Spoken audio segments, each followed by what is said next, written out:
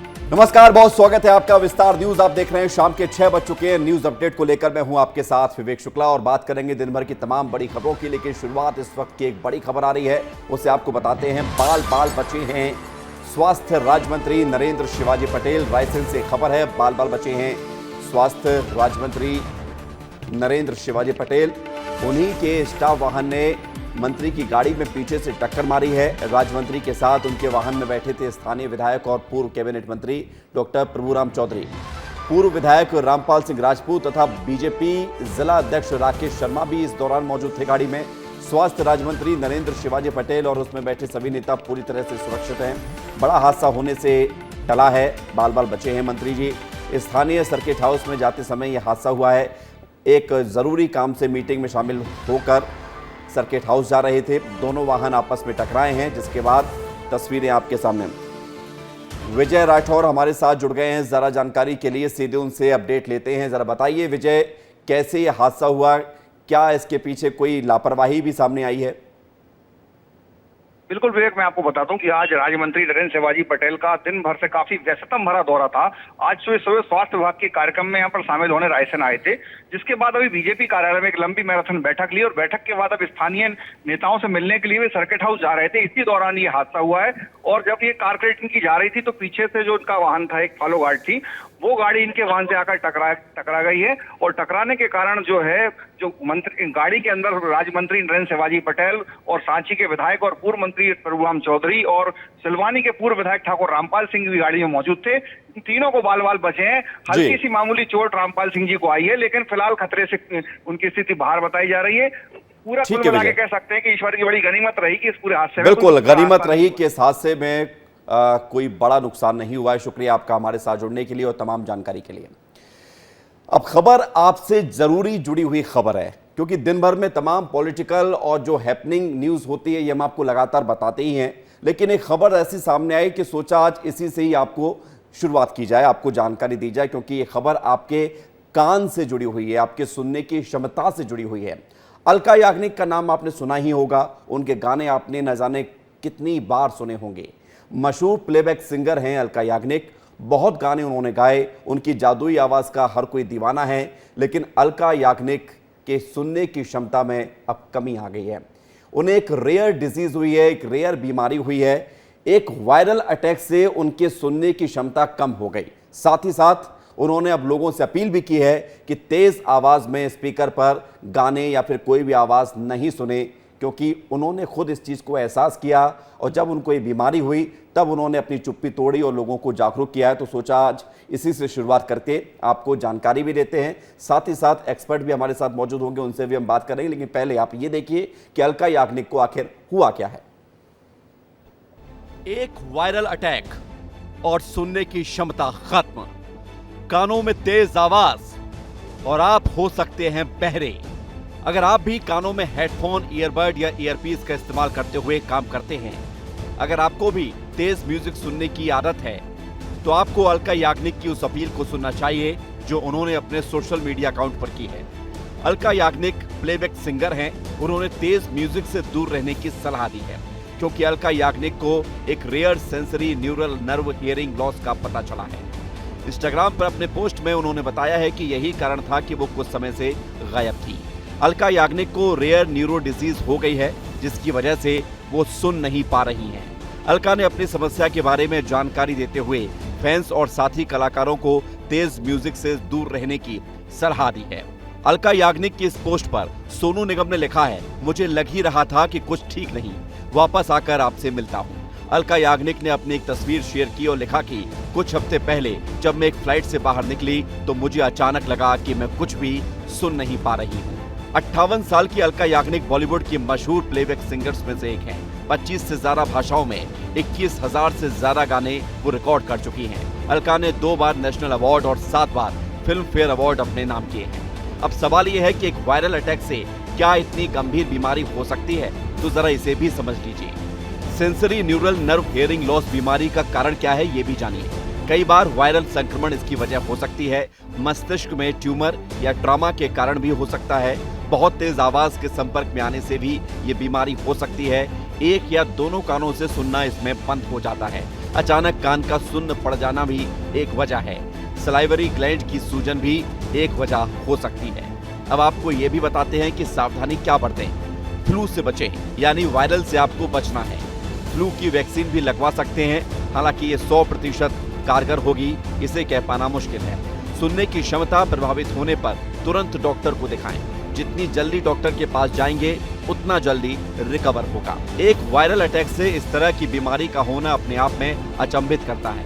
इसलिए जब भी लगे कि कानों में कुछ प्रॉब्लम है तो जरूर डॉक्टर के पास जाएं और कानों में घंटों तक हेडफोन लगाकर तो बिल्कुल ना रखें, नहीं तो आपके कान खराब हो सकते हैं। ब्यूरो रिपोर्ट, विस्तार न्यूज। जी हाँ, तो इस खबर को आपको दिखाने का मकसद सिर्फ इतना है कि आप सतर्क रहें, अलर्ट रहें, क्योंकि ये आदत हर किसी में हम देखते हैं कि कानों में हेडफोन लगाकर या ईयरपीस लगाकर अपनी दुनिया में मगन रहते हैं, लेकिन वो स्थिति खराब है आपके कानों के लिए। इस वक्त हमारे साथ डॉक्टर एसपी दुबे जुड़ गए हैं, जो कि ईएनटी स्पेशलिस्ट भी हैं। ये हमें बताएंगे कि क्या क्या करना है और क्या नहीं करना है। डॉक्टर साहब, बहुत स्वागत आपका विस्तार न्यूज में। अलका याग्निक के साथ जो हुआ, एक वायरल अटैक से उनके कानों की सुनने की क्षमता लगभग खत्म हुई है और अब उसका उपचार तो किया जा रहा है। ऐसी स्थिति क्यों बनी होगी? क्या रीजन है इस रेयर डिजीज के?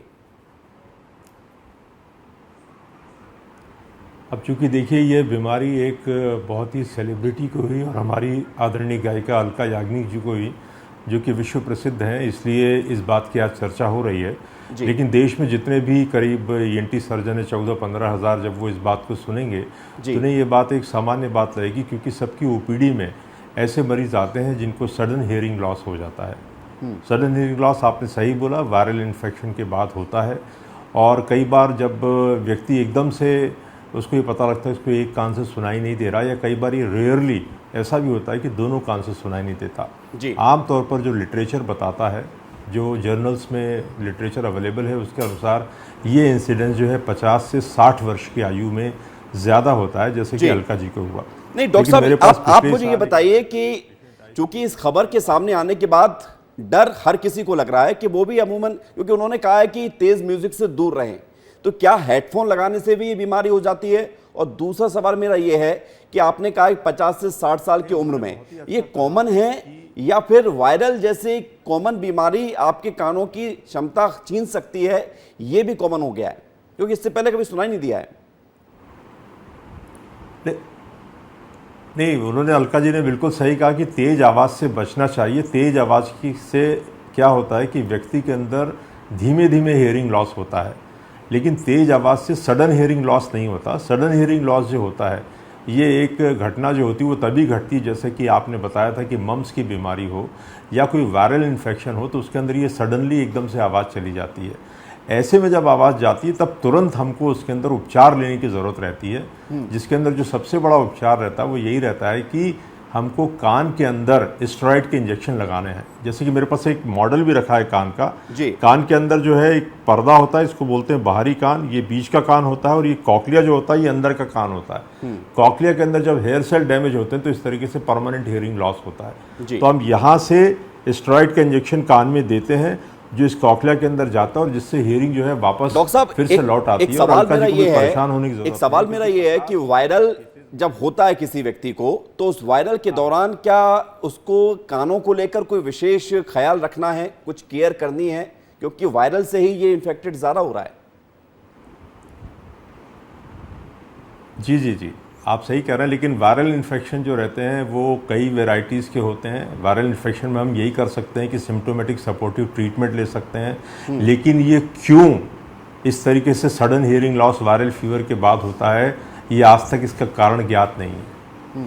इसलिए आवश्यकता इस बात की है कि अगर वायरल फीवर आपको हो तो आप ट्रीटमेंट लें, और अगर आपको लगता है कि जैसे उन्होंने बोला था अलका जी ने कि जब मैं उतरी तो मुझे ऐसा लगा कि फ्लाइट के कारण मेरा कान बंद हो गया, लेकिन वो कान रूटीनली खुला नहीं, तब उन्होंने सलाह ली 1 हफ्ते के अंदर आप जाएं। सबसे पहले इसमें जो टेस्ट होता है उसको बोलते हैं ऑडियोग्राम। ऑडियोग्राम कराने से हमको ये पता लग जाता है कि ये लॉस जो है ये नर्व का लॉस है, ये लॉस कोई जुकाम जमने के कारण लॉस है। अगर जैसे हमें पता लगता है कि नर्व का लॉस है तो उसका इमीडिएट ट्रीटमेंट करना जरूरी है, और मोर देन 50% केसेस के अंदर पेशेंट जो है रिकवर हो जाता है। इसलिए यही बात मैं आपसे पूछना भी चाह रहा था। एक आखिरी सवाल मेरा आपसे यही है, इसी बात से जुड़ा हुआ, कि अगर किसी व्यक्ति को लगता है कि उसकी सुनने की क्षमता कम हो रही है, अमूमन क्या होता है कि आदमी ये सोचता है कि कान में मैल आ गया होगा और इसकी वजह से उसका असर पड़ रहा होगा।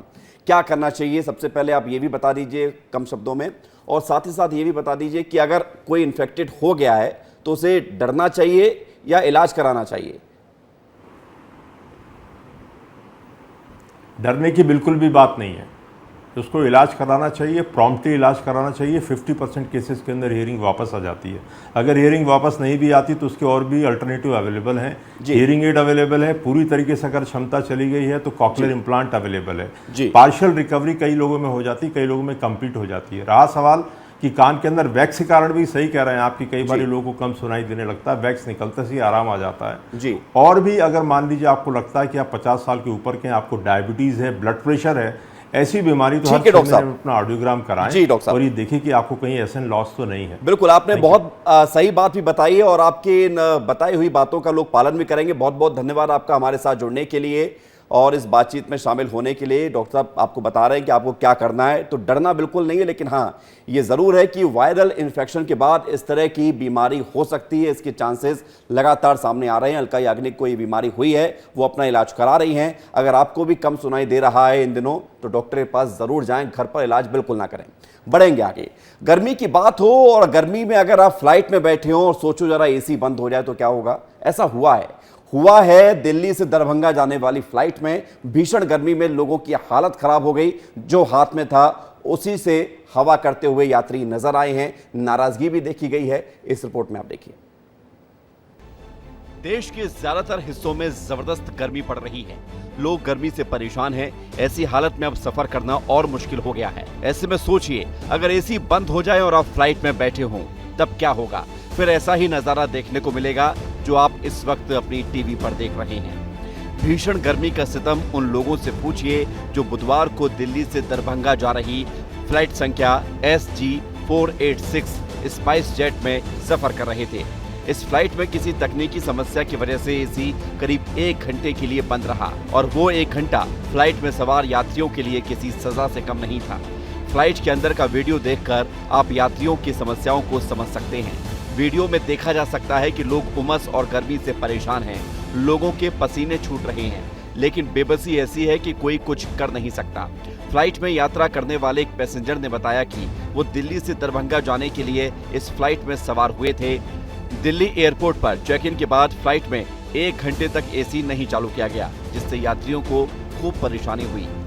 दिल्ली से दरभंगा स्पाइस जेट SG 437 से यहाँ ट्रैवल कर रहा था और इन्होंने मैं दिल्ली एयरपोर्ट पे चेक इन करा लिया और करीब 1 घंटा तक इन्होंने एसी ऑन ही नहीं किया। सारे जो मतलब temperature inside the chamber at least 40 degree था और सारे पैसेंजर सफ़र कर रहे थे, तो मतलब काफ़ी परेशानी हुई। और इन्होंने एसी तब ऑन किया जब फ्लाइट टेक ऑफ हुआ, तो हम लोगों ने 1 घंटा करीब बिना एसी के फ्लाइट में, इनफैक्ट विदाउट ऑक्सीजन समझ लीजिए, हम लोगों ने सफ़र किया।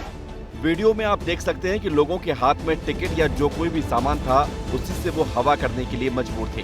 बताया जा रहा है कि लोगों को एसी के लिए करीब 1 घंटे तक इंतजार करना पड़ा। लगातार फ्लाइट में इस तरह की तस्वीरें और खबरें सामने आ रही हैं। कभी गर्मी के चलते फ्लाइट ही नहीं उड़ पा रही तो कभी फ्लाइट में एसी ही नहीं चलाया जा रहा। ब्यूरो रिपोर्ट, विस्तार न्यूज। और अक्सर इस तरह के मामले सामने आ रहे हैं जहां पर फ्लाइट कंपनी के जो लापरवाही है वो भी सामने आ रही है और अक्सर जो है जितने भी यात्री हैं उनको समस्याएं सामने आ रही हैं और इस तरह की शिकायतें भी की जा रही हैं। बढ़ेंगे आगे क्योंकि चट ऑर्डर और फट डिलीवरी, ये जो कोशिश की जाती है ना कि झट से ऑर्डर किया और पट से डिलीवरी सामने आ जाती है, ये इसका एक बड़ा चलन चल गया है। अच्छा भी लगता है, लोगों को लगता है कि टेंशन ही नहीं लेनी है, तुरंत ऑर्डर करेंगे, झट से सामान आ जाएगा। लेकिन क्या हो अगर आप डिलीवरी लेने जाएं और सामान में आपको सांप दिख जाए। ऐसा हुआ है, ईंट पत्थर मिलते हुए आपने कई घटनाएं सुनी होंगी, कई खबरें सामने आई होंगी, लेकिन एक हाल ही में मामला सामने आया है जो सोशल मीडिया पर वीडियो वायरल भी हो रहा है। उस वायरल वीडियो के आधार पर एक खबर चल रही थी, सोचा आपको भी दिखा दें क्योंकि ऑनलाइन डिलीवरी से जुड़ा हुआ आजकल हर युवा कुछ ना कुछ मंगाता ही रहता है, इसलिए खबर काम की है। देखिए।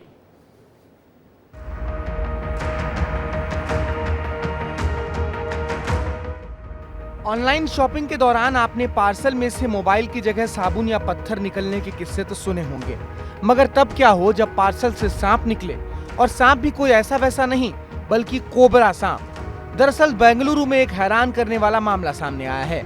इसे देखकर सामान मंगवाने वाले पति पत्नी के होश उड़ गए, क्योंकि पार्सल खोलने पर उसके अंदर सामान की जगह कथित तौर पर कोबरा सांप निकला। बेंगलुरु के रहने वाले पति पत्नी ने ई-कॉमर्स प्लेटफॉर्म अमेज़न से एक्सबॉक्स कंट्रोलर ऑर्डर किया था। पार्सल जब घर आया और उसे खोलकर देखा तो उसमें कथित तौर पर कोबरा निकला। इसका वीडियो सोशल मीडिया पर अब वायरल हो रहा है, जिसमें से पार्सल में से सांप निकलता दिखाई दे रहा है।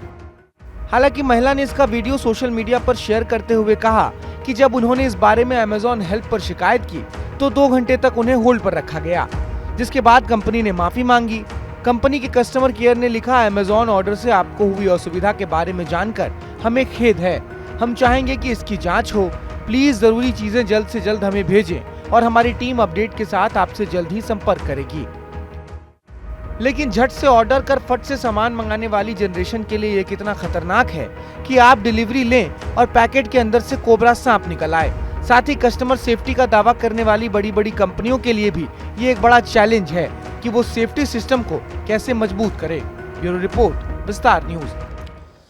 तो अगली बार ऑर्डर जरूर करिए, क्योंकि ऑर्डर किए बिना आप रहेंगे नहीं, लेकिन जब डिलीवरी लें तो सावधानी पूर्वक लें, क्योंकि कहीं ना कहीं अगर इस तरह की घटनाएं सामने आ रही हैं तो कुछ भी हो सकता है किसी के भी साथ। बढ़ेंगे आगे और बात करेंगे राहुल गांधी की, जिनका आज जन्मदिन है। 54 साल के राहुल गांधी हो गए हैं और राहुल गांधी के जन्मदिन पर पूरे देश में कांग्रेस के कार्यकर्ताओं ने जश्न मनाया है। भोपाल में खास शरबत पिलाया गया, रीवा में भी शरबत पिलाया गया, वो तस्वीर भी देखिए। साथ ही साथ जब राहुल 54 साल के हो गए हैं तो एक सवाल जो पब्लिक के बीच कई बार सुना गया है कि राहुल शादी कब करेंगे, वो सवाल के जवाब भी आपको दिखाते हैं।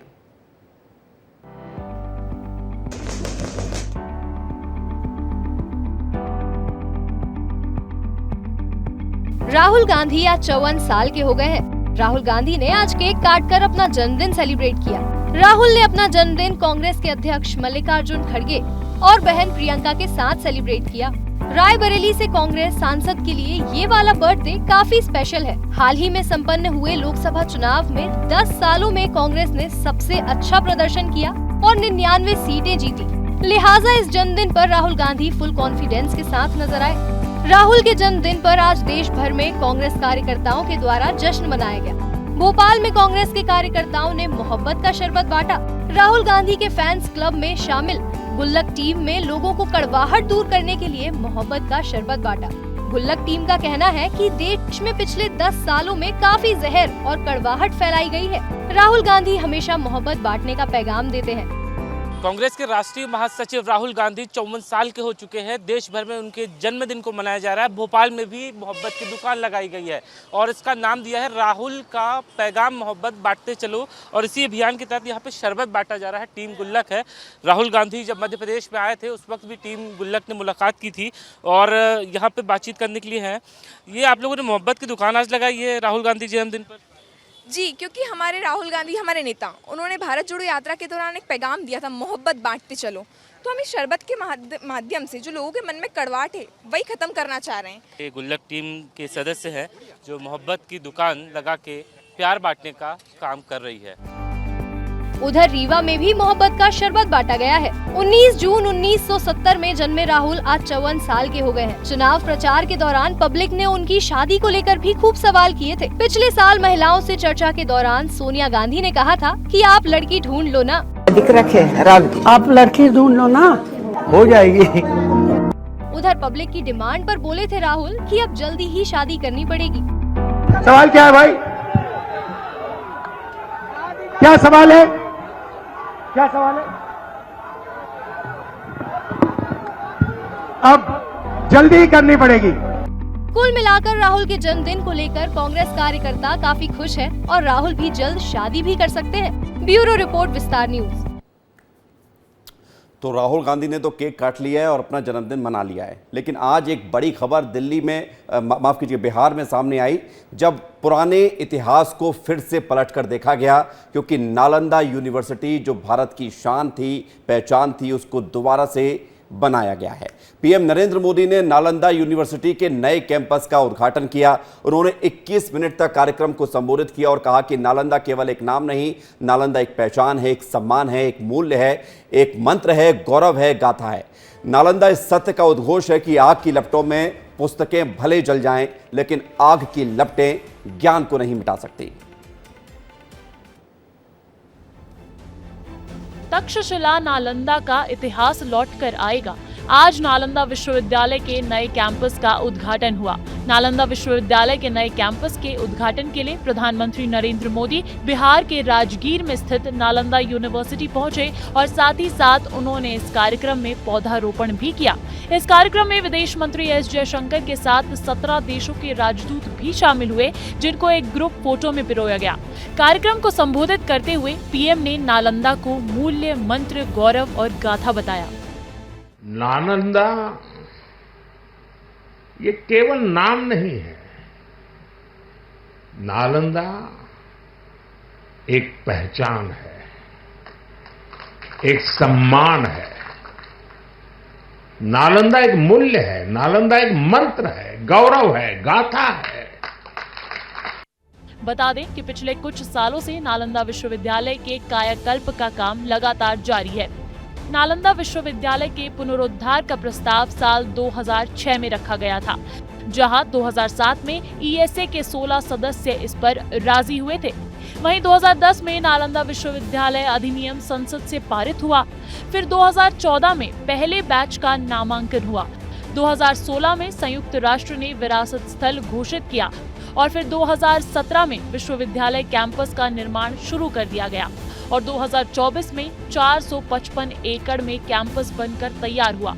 विश्वविद्यालय के नए कैंपस को लेकर भी पीएम ने अपने विचार साझा किए। नालंदा का नवजागरण, ये नया कैंपस विश्व को भारत के सामर्थ्य का परिचय देगा। तो नालंदा विश्वविद्यालय 2.0 के कैंपस में तमाम सुविधाएं मौजूद है, जहां 2 शैक्षणिक ब्लॉक है, 40 क्लासरूम है और 1900 छात्रों की क्षमता है। वहीं 2 ऑडिटोरियम है, 1 commercial centre, 1 faculty club, 2 meeting hall, 2 छात्रावास भी है। साथ ही साथ 3 लाख से ज्यादा किताबें रखने की क्षमता भी है।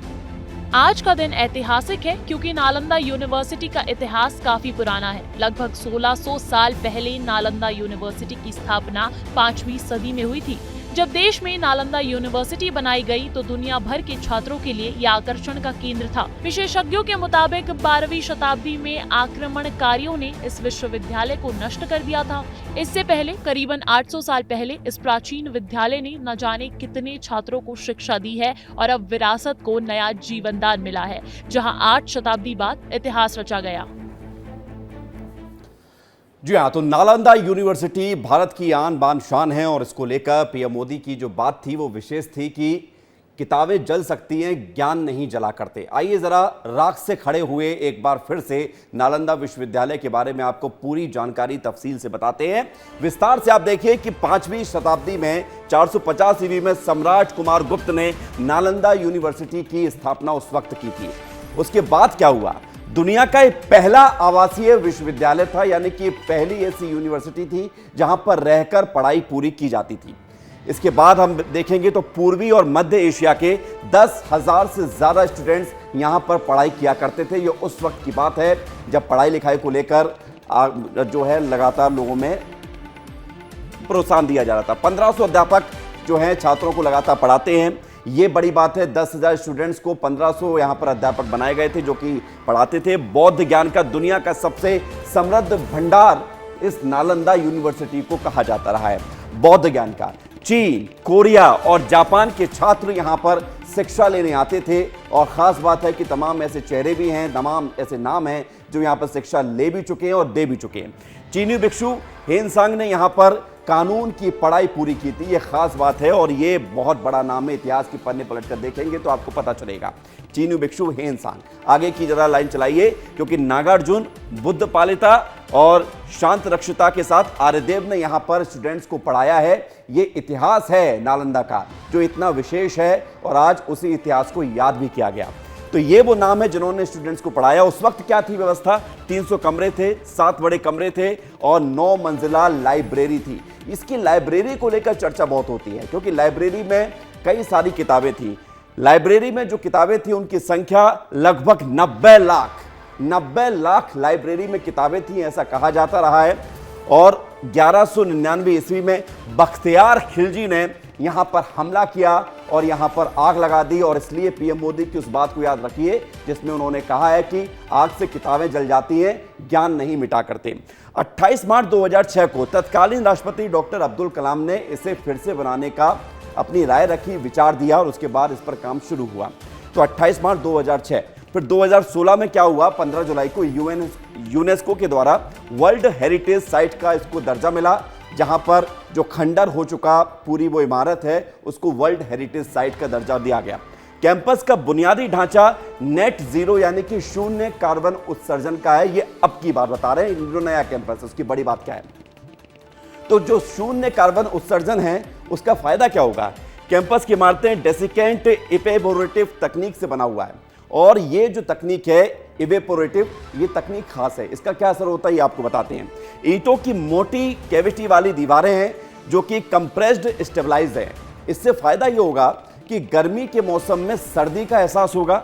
गर्मी के मौसम में ये पूरी जो इमारत है वहां पर ठंडक बनी रहेगी और ठंडक के मौसम में ये दीवारें गर्म रहेंगी। यानी कि एक इकोसिस्टम इस तरह से डेवलप किया गया है ताकि आधुनिकता में भी उस पुराने कल्चर को याद किया जा सके। 100 एकड़ में तालाब है और 150 एकड़ में यहाँ पर पौधारोपण किया गया है। यानी कि वही फील कराते हुए नालंदा विश्वविद्यालय को फिर से तैयार किया गया है, जिसका उद्घाटन प्रधानमंत्री नरेंद्र मोदी ने कर दिया है। बात करेंगे आज के इस खास दिन की। आज विश्व सिकल सेल दिवस है। ये बीमारी बड़ी गंभीर है और इस बीमारी को लेकर लगातार जागरूकता अभियान भी चलाया जाता है। आज मध्य प्रदेश के डिंडोरी में उपराष्ट्रपति जगदीप धनखड़ पहुंचे, साथ में एमपी के राज्यपाल, सीएम, कैबिनेट मंत्री सभी लोग मौजूद थे। मकसद एक था कि सिकल सेल को लेकर लोगों के बीच जागरूकता फैलाई जाए। आखिर ये बीमारी क्या है ये भी हम आपको बताएंगे, लेकिन आज का कार्यक्रम क्या था उससे पहले आप ये देखिए।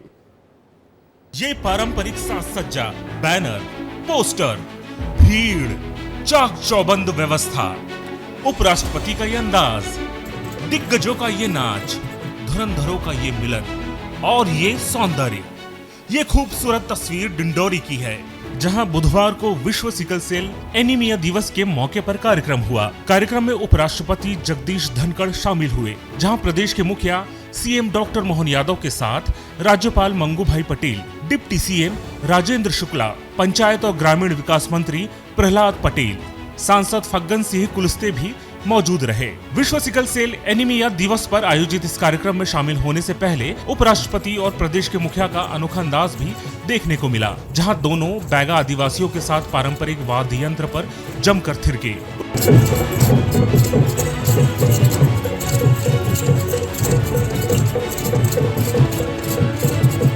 उसके बाद कार्यक्रम में शामिल हुए, जहां उपराष्ट्रपति का स्वागत पारंपरिक तरीके से हुआ। सीएम डॉक्टर मोहन यादव और धनखड़ को बैगा आदिवासियों की परंपरा को चिन्हित करती हुई तस्वीरें भेंट की गई। कार्यक्रम में उपराष्ट्रपति जगदीश धनखड़ ने भी सभा को संबोधित किया, जहां उन्होंने पहले तो अपनी खुशी जाहिर की और फिर सीएम डॉक्टर मोहन यादव की तारीफ करते नहीं थके। कि जब भारत, जहां दुनिया का 1/6 हिस्सा रहता है, 1/6 ऑफ ह्यूमैनिटी रहती है, जब वो आजादी की शताब्दी मनाएगा 2047 में, तो भारत विकसित राष्ट्र होगा और विकसित राष्ट्र की पहचान होगी सिकल सेल बीमारी का पूर्ण उन्मूलन। यह दृढ़ संकल्प भारत के प्रधानमंत्री ने लिया है। जो दूर सोच रखा है वो कहते हैं नहीं, पालने में पांव दिख जाते हैं, कम समय में सबको दिख गया है। आने वाला भविष्य मध्य प्रदेश का उज्जवल रहेगा, भारत विकसित राष्ट्र बनेगा। विश्व सिकल सेल एनीमिया दिवस के मौके पर आयोजित इस कार्यक्रम में प्रदेश के मुखिया सीएम डॉक्टर मोहन यादव ने भी सभा को संबोधित किया, जहां उन्होंने आदिवासी अंचल के बहादुरी की गाथा बताई और फिर ढिंडोरी की वीरांगनाओं का भी जिक्र किया।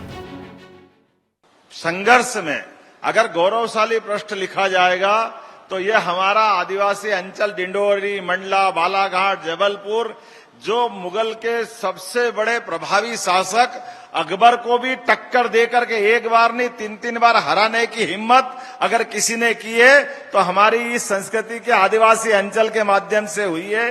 ये हमारा सौभाग्य है। जब से आप आए साहब, मैं माननीय महामहिम साहब को बताना चाहूंगा कि सिकल सेल एनीमिया के माध्यम से और जनता से जुड़ी हुई योजनाओं को लेकर आप सतत रूप से पूरे प्रदेश में भ्रमण करते रहे और खासकर सिकल सेल एनीमिया तो ऐसा अपने ये इतनी कठिन बीमारी है, ये रक्त के विकार की सच्चे अर्थों में तो आपने हमको बताया कि इस बीमारी को घर घर तक हम ढूंढ ढूंढ करके योग्य प्रकार से ट्रीटमेंट कराएंगे, योग्य प्रकार से निवारण कराएंगे और समाज की इस धारा में जो कठिनाइयां है उसको दूर करने का प्रयास करेंगे। विश्व सिकल सेल एनीमिया दिवस के मौके पर उपराष्ट्रपति जगदीप धनखड़ का ढिंढोरी आना कई मायनों में खास रहा, जहां वे आदिवासी परंपरा में लीन हुए, झूमे नाचे, वाद्य यंत्र बजाए, अपना अनोखा अंदाज दिखाया और ढिंढोरी वासियों की परंपराओं से रूबरू हुए। बता दें कि सिकल सेल एनीमिया मुक्त करने के लिए सिकल सेल एनीमिया उन्मूलन मिशन शुरू किया गया है। ब्यूरो रिपोर्ट, विस्तार न्यूज। तो मध्य प्रदेश में एक खास कार्यक्रम आयोजित किया गया ताकि लोगों को सिकल सेल के बारे में जागरूक किया जा सके। उधर छत्तीसगढ़ में भी कार्यक्रम हुआ जिसमें छत्तीसगढ़ के सीएम विष्णुदेव साय ने क्या कुछ कहा है, सुनिए। छत्तीसगढ़ के अंदर में करीब 1 करोड़ लोगों का स्क्रीनिंग हुआ है, जिसमें से करीब 2.25 लाख लोगों में लक्षण पाया गया है और 22,500 लोग उसके पेशेंट पाए गए हैं। हमारे प्रधानमंत्री जी भी इस बीमारी के उन्मूलन के लिए चिंतित हैं और इसके लिए अभियान चल रहा है। छत्तीसगढ़ में भी हमारा स्वास्थ्य विभाग और ट्राइबल विभाग लगा हुआ है। तो छत्तीसगढ़ के सीएम को आपने सुना, उनका कहना है कि लगातार स्क्रीनिंग की गई है और 22,500 लोग छत्तीसगढ़ में सिकल सेल की बीमारी से जूझ रहे हैं और बाकी स्क्रीनिंग की जा रही है। 1 करोड़ लोगों की स्क्रीनिंग हो भी चुकी है।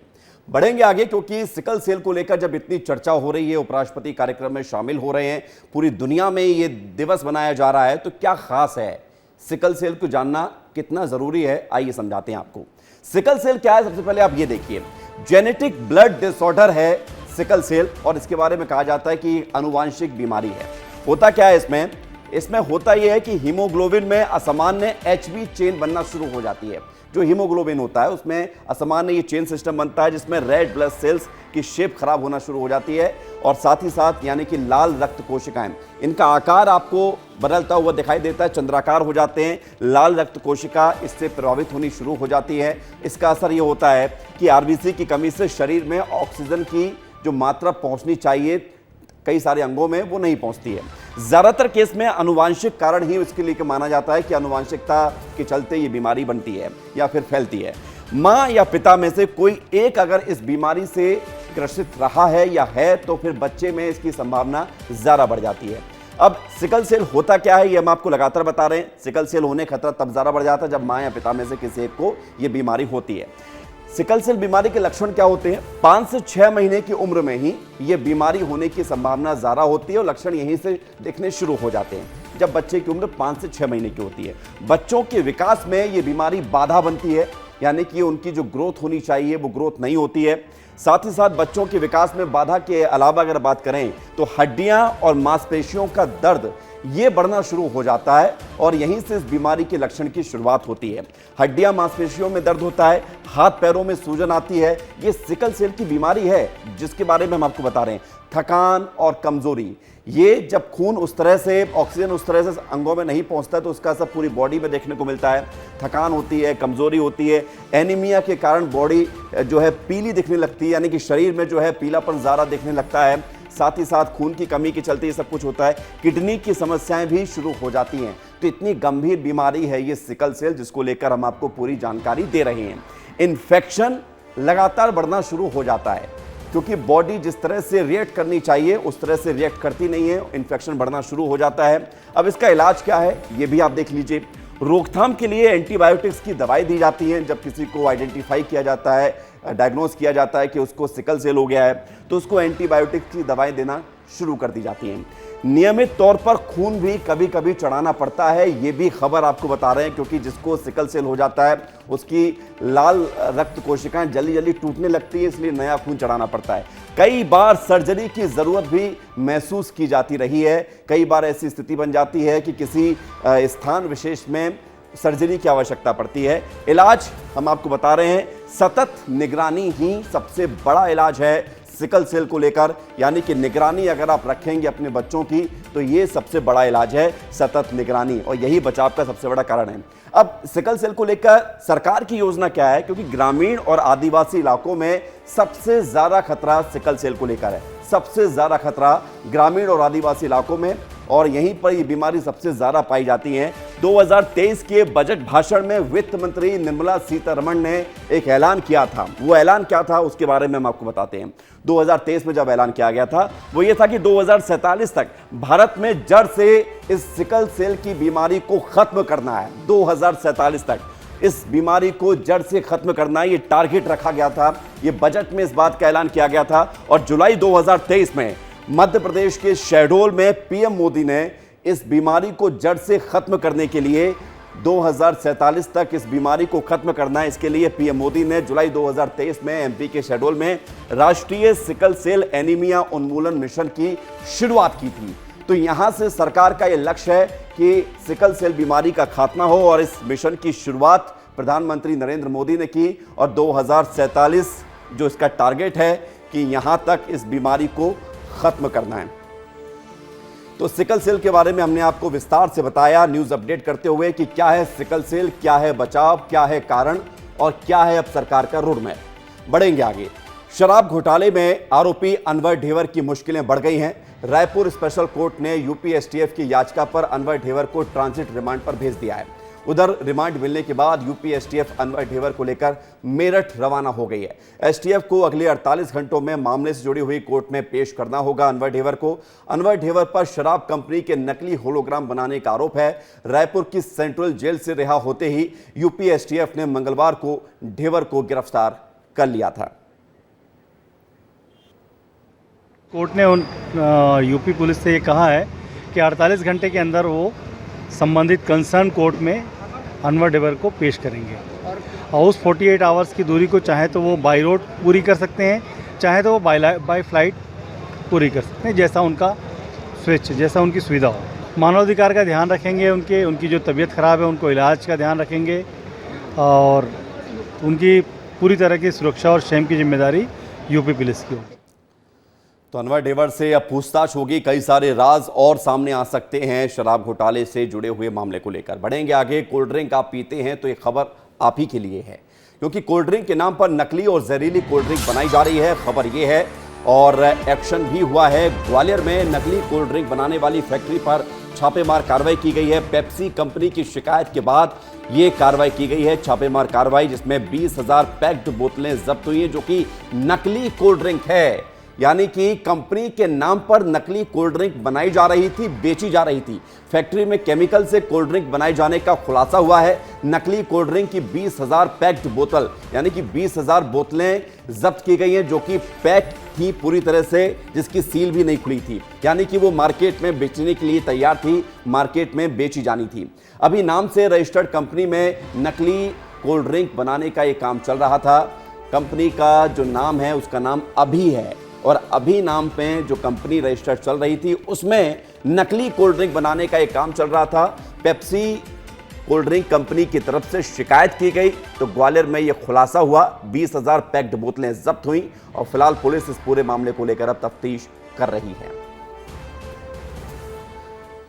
बढ़ेंगे आगे। खबर छत्तीसगढ़ से है, रायपुर से, जहां पर बृजमोहन अग्रवाल ने शिक्षा मंत्री के पद से कैबिनेट में इस्तीफा दे दिया है। बड़ी जानकारी आपको बता रहे हैं, बृजमोहन अग्रवाल ने कैबिनेट मंत्री के पद से इस्तीफा दिया है। रायपुर से सांसद चुने गए हैं। एक दिन पहले ही उन्होंने विधायक पद से भी इस्तीफा दिया था, और अब कैबिनेट की बैठक जब आज बुलाई गई तो इस बैठक में बृजमोहन अग्रवाल ने इस्तीफा दिया। इस्तीफा देने के बाद सभी सदस्यों ने गले मिलकर उनको सम्मान भी किया, उनका बधाई भी दी। कैबिनेट बैठक के बाद सीएम विष्णुदेव साय को त्यागपत्र उन्होंने सौंपा है।